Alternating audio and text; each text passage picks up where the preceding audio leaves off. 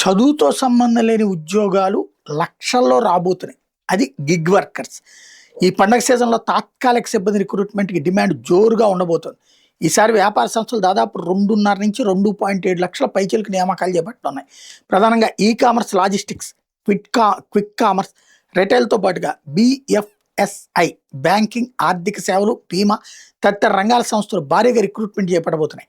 Talent company Adecco India విడుదల చేసిన నివేదికలో ఈ అంశాలు బయటకు వచ్చినాయి. దీని ప్రకారం లాస్ట్ ఇయర్ పండగ సీజన్లో సుమారు 2.16 లక్షల తాత్కాలిక సిబ్బంది నియామకాలు జరిగినాయి. ఏడాది హైరింగ్ 15-20% మేర పెరగబోతోంది. అంతర్జాతీయంగా వ్యాపార పరిస్థితులు అత్యంత సంక్లిష్టంగా ఉన్నా ఈసారి పండగ సీజన్లో నియామకాలు చేపట్టడం మీద వ్యాపార సంస్థలు ఆసక్తిగా ఉన్నాయి.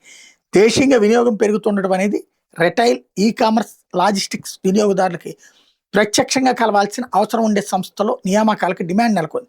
భౌగోళిక, రాజకీయ పరిణామాలు, ఇంధన ధరలు పెనుమార్పులకు లోనవుతుండటం, వ్యాపారపరంగా అంతర్జాతీయంగా మారుతున్న పరిస్థితులు, ఎగుమతుల ఆధారిత పరిశ్రమలో అనిశ్చితి కొనసాగుతుండడం లాంటి అంశాలను దృష్టిలో ఉంచుకుని వ్యాపార సంస్థలు ప్రణాళికలు చేసుకుంటున్నాయి అని అడెకో ఇండియా ప్రకటించింది.